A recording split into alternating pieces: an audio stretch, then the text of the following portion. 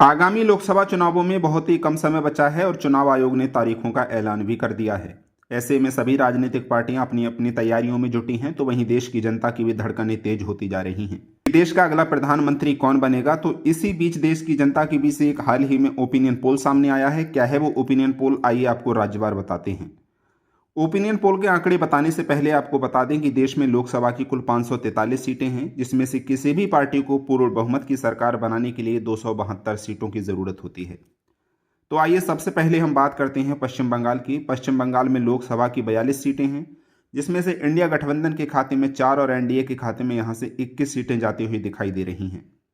वहीं अगर अन्य की बात की जाए तो अन्य के लिए पश्चिम बंगाल में 17 सीटें मिलती हुई दिखाई दे रही हैं। उसके बाद हम बात करते हैं तेलंगाना की। तेलंगाना में लोकसभा की 17 सीटें हैं, जिसमें से इंडिया गठबंधन के खाते में 15 और एनडीए के खाते में यहां से 1 सीट जाने का अनुमान है। वहीं अगर तेलंगाना में अन्य की बात की जाए तो अन्य के खाते में यहां से 1 सीट जाती हुई दिखाई दे रही है। हाल ही में तेलंगाना में विधानसभा चुनाव हुए हैं, तो ऐसे में कांग्रेस पार्टी ने सरकार बनाई है। तो ऐसे में विधानसभा चुनावों के परिणाम देखते हुए लोकसभा चुनावों में भी कांग्रेस पार्टी के इंडिया गठबंधन को यहां भारी फायदा मिल सकता है। उसके बाद हम बात करेंगे पंजाब की। पंजाब में लोकसभा की 13 सीटें हैं, जिसमें से इंडिया गठबंधन के खाते में 12 सीटें जाती हुई दिखाई दे रही हैं। अगर हम एनडीए की बात करें तो पंजाब से एनडीए के खाते में कोई भी सीट जाने का अनुमान नहीं है। अगर अन्य की बात की जाए तो अन्य के खाते में भी महज 1 सीट जाती हुई दिखाई दे रही है। उसके बाद हम बात करेंगे राजस्थान की। राजस्थान में हाल ही में विधानसभा चुनाव हुए हैं, तो ऐसे में भारतीय जनता पार्टी की वहां सरकार है। तो अगर आंकड़ों की हम बात करें, जिस तरीके से ओपिनियन पोल के आंकड़े आए हैं, तो इंडिया गठबंधन को यहां से 5 और एनडीए को यहां से 20 सीट मिलती हुई दिखाई दे रही हैं। वहीं अगर अन्य की बात करें तो अन्य के खाते में यहां से 0 सीट ही जाने का अनुमान है। उसके बाद हम बात करते हैं गुजरात की। गुजरात में लोकसभा की 26 सीटें हैं, जिसमें से इंडिया गठबंधन के खाते में यहां से 8 सीट जाने का अनुमान है। एनडीए को यहां काफी बड़ा नुकसान होता हुआ नजर आ रहा है, यानी एनडीए के खाते में गुजरात से 18 सीट ही जाने का अनुमान है। अगर अन्य की बात की जाए तो गुजरात से अन्य के खाते में कोई भी सीट जाने का अनुमान नहीं है। उसके बाद हम बात करेंगे उत्तर प्रदेश की। उत्तर प्रदेश में लोकसभा की 80 सीटें हैं, जिसमें से इंडिया गठबंधन के खाते में 25 और एनडीए के खाते में 53 सीटें जाती हुई दिखाई दे रही हैं। अगर अन्य की बात की जाए तो उत्तर प्रदेश से अन्य के खाते में महज 2 सीट ही जाने का अनुमान है। उसके बाद हम बात करेंगे बिहार की। बिहार में लोकसभा की 40 सीटें हैं, जिसमें से इंडिया गठबंधन के खाते में यहां से 22 सीटें जाने का अनुमान है। वहीं अगर एनडीए की बात की जाए तो एनडीए के खाते में यहां से 18 सीट जाती हुई दिखाई दे रही हैं। 2019 के नतीजे आपको बताएं तो जिस तरीके से 2019 लोकसभा के नतीजे आए थे, उसमें एनडीए के खाते में 40 में से 39 सीटें गई थी। लेकिन इस बार इंडिया गठबंधन बनने के बाद यहां काफी बड़ा नुकसान होता हुआ नजर आ रहा है। वहीं अगर अन्य की बात करें तो अन्य के खाते में यहां से 0 सीट ही जाने का अनुमान है। उसके बाद हम बात करेंगे महाराष्ट्र की। महाराष्ट्र में लोकसभा की 48 सीटें हैं, जिसमें से इंडिया गठबंधन के खाते में 25 सीटें जाती हुई दिखाई दे रही हैं। वहीं अगर एनडीए की बात की जाए तो एनडीए के खाते में महाराष्ट्र से 22 सीट जाने का अनुमान है। तो वहीं अगर अन्य की बात करें तो अन्य के खाते में महज 1 सीट ही जाती हुई दिखाई दे रही है। उसके बाद हम बात करेंगे तमिलनाडु की। तमिलनाडु में लोकसभा की 39 सीटें हैं, जिसमें से इंडिया गठबंधन के खाते में 35 और एनडीए के खाते में यहां से 1 सीट जाती हुई दिखाई दे रही है। अगर अन्य की बात की जाए तो अन्य के खाते में भी तमिलनाडु से महज 3 सीटें ही जाती हुई दिखाई दे रही हैं।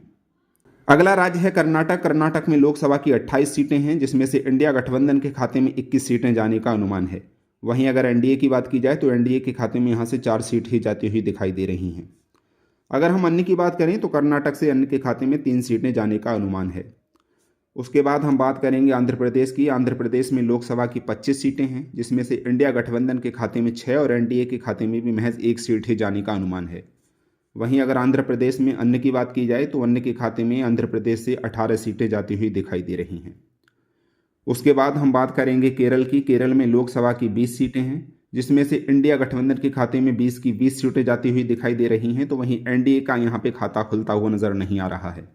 वहीं अगर अन्य की बात करें तो केरल से अन्य के खाते में भी कोई भी सीट जाने का अनुमान नहीं है। अगला राज्य है झारखंड। झारखंड में लोकसभा की 14 सीटें हैं। अगर इंडिया गठबंधन की बात करें तो झारखंड से इंडिया गठबंधन के खाते में 9 सीटें जाने का अनुमान है। वहीं अगर एनडीए की बात की जाए तो एनडीए के खाते में भी महज 5 सीटें ही जाती हुई दिखाई दे रही हैं। तो वहीं अन्य के खाते में झारखंड से कोई भी सीट जाने का अनुमान नहीं है।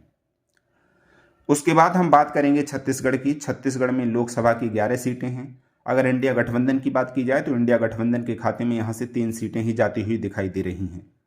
अगर एनडीए की बात करें तो छत्तीसगढ़ से एनडीए के खाते में 8 सीटें जाने का अनुमान है। छत्तीसगढ़ में कांग्रेस पार्टी की सरकार थी, लेकिन हाल ही में छत्तीसगढ़ में विधानसभा चुनावों में भारतीय जनता पार्टी ने सरकार बनाई है, तो ऐसे में एनडीए को यहाँ पे काफ़ी बढ़त मिलेगी। तो एनडीए काफ़ी यहाँ पे मजबूत होता हुआ नजर आ रहा है। तो वहीं अगर अन्य की बात करें तो अन्य के खाते में यहाँ से कोई भी सीट जाने का अनुमान नहीं है। उसके बाद हम बात करेंगे असम की। असम में लोकसभा की 14 सीटें हैं, जिसमें से इंडिया गठबंधन के खाते में 3 सीटें ही जाने का अनुमान है। अगर असम में एनडीए की बात करें तो एनडीए के खाते में असम से 11 सीटें जाती हुई दिखाई दे रही हैं। अगर अन्य की बात करें तो अन्य के खाते में यहाँ से कोई भी सीट जाने का अनुमान नहीं है। उसके बाद हम बात करेंगे ओडिशा की। ओडिशा में लोकसभा की 21 सीटें हैं, जिसमें से इंडिया गठबंधन के खाते में 5 सीटें जाती हुई दिखाई दे रही हैं। तो वहीं एनडीए के खाते में यहाँ से 4 सीट ही जाने का अनुमान है। अगर अन्य की बात की जाए तो अन्य के खाते में ओडिशा से 12 सीटें जाती हुई दिखाई दे रही हैं। अगला राज्य है उत्तराखंड। उत्तराखंड में लोकसभा की 5 सीटें हैं, जिसमें से इंडिया गठबंधन के खाते में 1 सीट जाती हुई दिखाई दे रही है। तो वहीं एनडीए के खाते में यहाँ से 4 सीटें जाने का अनुमान है। अगर अन्य की बात की जाए तो उत्तराखंड से अन्य के खाते में कोई भी सीट जाने का अनुमान नहीं है। उसके बाद हम बात करते हैं हिमाचल प्रदेश की। हिमाचल प्रदेश में लोकसभा की 4 सीटें हैं। अगर इंडिया गठबंधन की बात करें तो हिमाचल प्रदेश से इंडिया गठबंधन के खाते में महज 1 सीट ही जाती हुई दिखाई दे रही है। वहीं एनडीए की बात करें तो एनडीए के खाते में हिमाचल प्रदेश से 3 सीटें जाने का अनुमान है। अगर अन्य की बात की जाए तो अन्य के खाते में हिमाचल प्रदेश से कोई भी सीट जाने का अनुमान नहीं है। उसके बाद हम बात करते हैं दिल्ली की। दिल्ली में लोकसभा की 7 सीटें हैं, जिसमें से इंडिया गठबंधन के खाते में 4 सीटें जा सकती हैं। तो वहीं एनडीए के खाते में 3 सीटें ही जाने का अनुमान है। अगर अन्य की बात की जाए तो दिल्ली से अन्य के खाते में कोई भी सीट जाने का अनुमान नहीं है। 2019 लोकसभा चुनावों में दिल्ली में लोकसभा की 7 की 7 सीट एनडीए के खाते में गई थी, लेकिन इंडिया अलायंस के बाद यहाँ पे इंडिया गठबंधन काफ़ी मजबूत होता हुआ नजर आ रहा है। तो वहीं एनडीए को यहाँ पे काफ़ी नुकसान होता हुआ दिखाई दे रहा है। अगला राज्य है हरियाणा। हरियाणा में लोकसभा की 10 सीटें हैं। अगर इंडिया गठबंधन की बात करें तो इंडिया गठबंधन के खाते में 6 सीटें जा सकती हैं।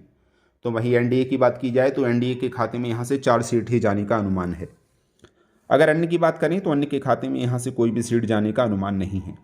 उसके बाद हम बात करेंगे गोवा की। गोवा में लोकसभा की 2 सीटें हैं, जिसमें से इंडिया गठबंधन के खाते में 1 और एनडीए के खाते में भी 1 सीट जाती हुई दिखाई दे रही है। वहीं अगर अन्य की बात करें तो अन्य के खाते में गोवा से कोई भी सीट जाने का अनुमान नहीं है। उसके बाद हम बात करते हैं जम्मू कश्मीर एवं लद्दाख की। तो जम्मू कश्मीर एवं लद्दाख में लोकसभा की 6 सीटें हैं, जिसमें से इंडिया गठबंधन के खाते में 3 और एनडीए के खाते में भी 3 सीटें जाती हुई दिखाई दे रही हैं। वहीं अगर अन्य की बात की जाए तो अन्य के खाते में जम्मू कश्मीर एवं लद्दाख से कोई भी सीट जाने का अनुमान नहीं है। उसके बाद हम बात करते हैं लद्दाख के अलावा अन्य केंद्र शासित प्रदेशों की। तो इनमें लोकसभा की 6 सीटें हैं, जिसमें से इंडिया गठबंधन के खाते में 2 और एनडीए के खाते में 4 सीटें जाती हुई दिखाई दे रही हैं। वहीं अगर अन्य की बात की जाए तो अन्य के खाते में यहाँ से कोई भी सीट जाने का अनुमान नहीं है। उसके बाद हम बात करेंगे उत्तर पूर्वी राज्यों की। उत्तर पूर्वी राज्यों में लोकसभा की 11 सीटें हैं, जिसमें से मेघालय, नागालैंड, मिजोरम और मणिपुर जैसे राज्य शामिल हैं। तो इन राज्यों में इंडिया गठबंधन के खाते में 5 और एनडीए के खाते में यहाँ से 3 सीटें ही जाने का अनुमान है। वहीं अगर अन्य की बात की जाए तो अन्य के खाते में भी महज 3 सीटें ही जाती हुई दिखाई दे रही हैं। मणिपुर में हिंसा के बाद भारतीय जनता पार्टी यानी एनडीए गठबंधन को यहाँ काफ़ी नुकसान उठाना पड़ सकता है। मणिपुर हिंसा के बाद एनडीए उत्तर पूर्वी राज्यों में काफ़ी कमज़ोर होता हुआ दिखाई दे रहा है। उसके बाद हम बात करेंगे मध्य प्रदेश की। मध्य प्रदेश में लोकसभा की 29 सीटें हैं। इंडिया गठबंधन के खाते में 4 और एनडीए के खाते में यहाँ से 25 सीटें जाती हुई दिखाई दे रही हैं। वहीं अगर अन्य की बात की जाए तो अन्य के खाते में मध्य प्रदेश से कोई भी सीट जाने का अनुमान नहीं है। अगर हम टोटल सीटों की बात करें कि किस पार्टी को कितनी सीटें मिल रही हैं, तो टोटल सीटें इंडिया गठबंधन को 245 और एनडीए के खाते में यहाँ से 237 सीटें जाने का अनुमान है। वहीं अगर अन्य की बात करें तो अन्य के खाते में भी 61 सीटें जाती हुई दिखाई दे रही हैं। तो जिस तरीके से ओपिनियन पोल के जो आंकड़े आ रहे हैं उसको देखकर आपको क्या लगता है कि किसकी सरकार बनेगी, आप हमारे कमेंट बॉक्स में बता सकते हैं। ऐसी ही और अधिक चुनावी अपडेट और ओपिनियन पोल जानने के लिए जुड़े रहिए लोकसभा न्यूज़ 24 के साथ।